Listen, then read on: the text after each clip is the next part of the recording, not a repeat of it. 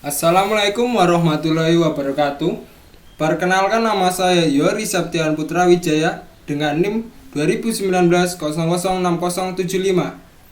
Di sini saya akan memaparkan materi sistem pendingin yang bermata pelajaran pemeliharaan mesin kendaraan ringan. Di sini saya ingin melanjutkan materi dari Mas Wahyu Yusuf Ramadan. Sistem pendingin. Apa itu sistem pendingin? Sistem pendingin adalah suatu sistem stabil temperatur atau suhu pada mesin mobil. Sistem ini akan bekerja ketika mesin mobil telah mencapai suhu tertentu. Pada kondisi tersebut, cairan pendingin melakukan sirkulasi agar panas pada mesin dapat berpindah. Yang kedua yaitu sistem pendingin. Mesin juga memerlukan perawatan agar kondisi sistem pendingin tetap baik dan berfungsi secara optimal.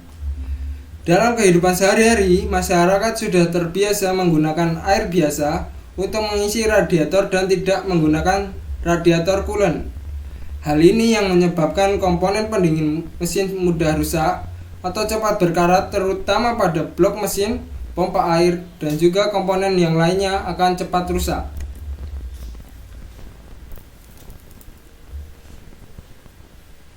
Yang kedua, masuk ke komponen-komponen sistem pendingin. Yang pertama ada radiator. Fungsi radiator untuk membuang panas air yang telah bersirkulasi di dalam mesin ke udara luar melalui kisi-kisi yang ada pada radiator. Di radiator pun juga ada komponen lain, diantaranya upper tank, lower tank, kisi-kisi, dan radiator core. Fungsi bagian-bagian radiator. Yang pertama, upper tank berfungsi untuk menampung air pendingin yang sudah bersuhu tinggi dari water jacket. Lower tank berfungsi untuk menampung air yang sudah didinginkan untuk kemudian disirkulasikan ke mesin. Yang ketiga, kisi-kisi berfungsi untuk menerima panas dari core dan melepaskan panas ke udara. Kisi-kisi ini terbuat dari aluminium. Karena aluminium memiliki konduktivitas panas yang tinggi, sehingga suhu panas pada air radiator diserap dan kemudian mudah didinginkan. Yang terakhir, radiator core berfungsi untuk menyalurkan air radiator dari upper tank ke lower tank. Tube ini merupakan saluran yang berbentuk pipi terhubung ke kisi-kisi sehingga mekanisme pendingin radiator dapat berjalan. Komponen yang selanjutnya yaitu water pump. Fungsi dari water pump yaitu untuk memompa air ke seluruh sistem pendingin engine. Water pump diputar oleh belt melalui puli atau drive gear dari engine. Yang ketiga, termostat. Fungsi dari termostat yaitu untuk mempercepat temperatur kerja saat mesin masih dalam kondisi dingin atau baru hidup, dan mengatur peredaran atau sirkulasi air pendingin.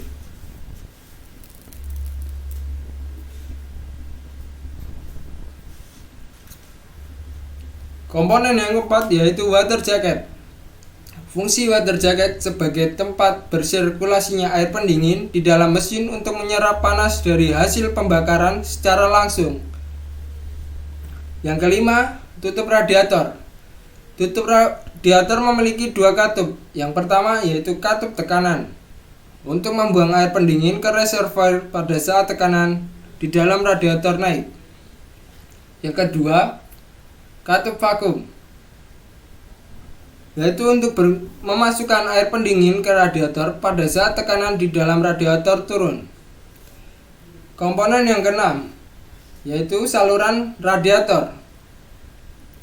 Berfungsi untuk penghubung sirkulasi air pendingin dari radiator ke blok mesin. 3 selang yang digunakan pada radiator. Yang pertama, upper hose atau selang bagian atas, berfungsi untuk menyalurkan air pendingin dari water jacket ke radiator untuk didinginkan. Yang kedua, lower hose atau selang bagian bawah, berfungsi untuk menyalurkan air pendingin dari radiator ke water jacket. Yang terakhir yaitu saluran bypass. Saluran bypass berfungsi untuk menyalurkan kembali air pendingin ke pompa kemudian water jacket ketika termostat masih tertutup atau suhu engine masih dingin.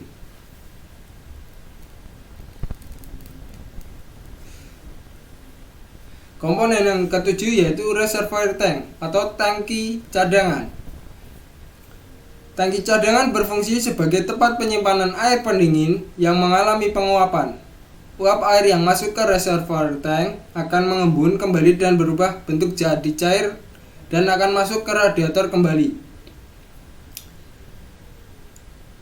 Komponen yang ke-8, kipas radiator. Kipas radiator berfungsi untuk mensirkulasikan atau mengalirkan udara melalui sirip-sirip yang ada pada radiator. Pengoperasiannya dari kipas radiator ini ada yang digerakkan dengan mentransmisikan putaran dari mesin melalui belt dan ada yang menggunakan motor listrik sebagai penggerak dari kipas.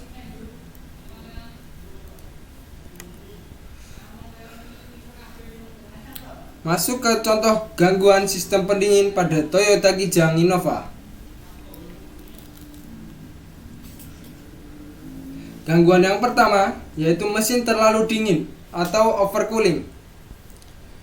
Penyebab dari mesin terlalu dingin atau overcooling yang pertama yaitu termostat rusak. Yang kedua, udara dingin.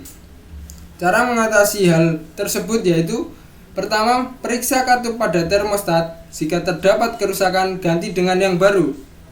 Yang kedua, udara dingin dapat diatasi dengan menutup radiator. Gangguan yang kedua, mesin terlalu panas atau overheating.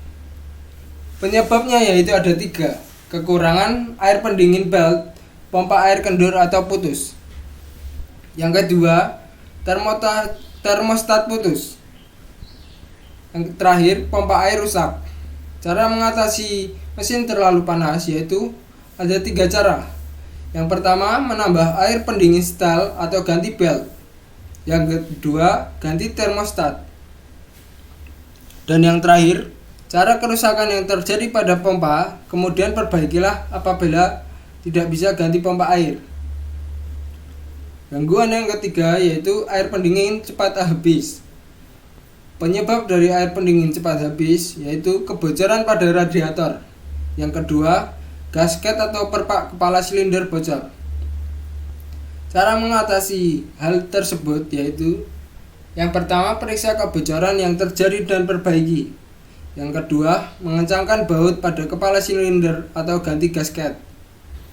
Dan yang terakhir, gangguan terdapat bunyi pada sistem pendingin. Penyebabnya ada 2 yaitu bantalan pompa rusak. Yang kedua, daun kipas ada yang longgar atau bengkok. Cara mengatasi bunyi pada sistem pendingin yaitu ganti bantalan pompa. Dan yang terakhir, kencangkan daun kipas atau perbaiki daun kipas yang sudah rusak. Mungkin sekian dari saya untuk materi sistem pendingin. Untuk materi selanjutnya akan dilanjutkan oleh Mas Ahmad Alfianto yang ada pada deskripsi di bawah. Terima kasih.